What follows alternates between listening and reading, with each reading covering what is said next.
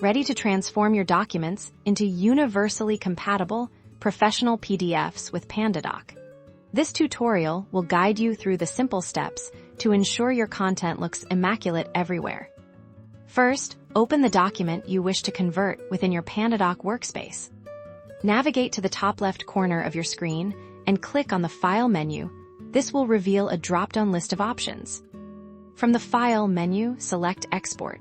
A submenu will appear, and within that, you'll find and click on the PDF option. Pandadoc will then present you with export settings. Review these options for most standard uses.